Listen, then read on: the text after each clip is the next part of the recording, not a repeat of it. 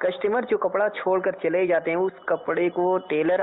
بغیر اجازت استعمال کر سکتے ہیں یا نہیں، اس کا شرعی مسئلہ بیان فرما دیں۔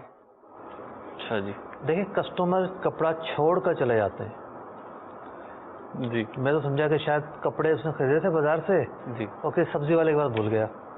ٹھیک ہے، یہ چھوڑ کے جانا کہلاتا ہے نا۔ سمجھ میں تو یہی آ رہا ہے بظاہر۔ اچھا درزی کے پاس لوگ چھوڑ کر نہیں جاتے،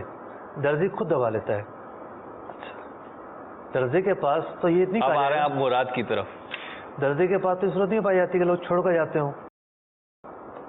اب کپڑا اگر ایسا ہے کہ لوگوں کے کام آ جائے گا، بچوں کے کپڑے بن جائیں گے، عرف میں جس کو کارآمد کپڑا سمجھا جاتا ہے، قطرن نہیں سمجھا جاتا،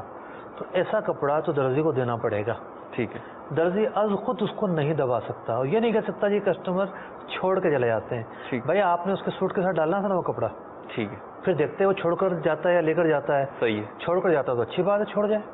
ٹھیک ہے، ظاہر بھی ہو جاتا تو وہ لے لیتا۔ اگر وہ خود دے کر جا رہا ہے تو اس کو چھوڑ کر جانا تو نہیں کہیں گے۔ ٹھیک ہے، اور ایک یہ ہے کہ آپ نے اس کو دیا ہی نہیں، ٹھیک ہے، جب آپ نے اس کو دیا ہی نہیں تو پھر آپ یہ تو نہ کہیں گے چھوڑ کے چلا گیا ہے۔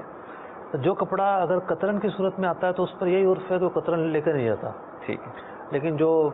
تھوڑا بڑا کپڑا ہو تو اس کی ضرورت ہر ایک کو ہی ہوتی ہے، ہو سکتا ہے اس کو اپنی بائک صاف کرنی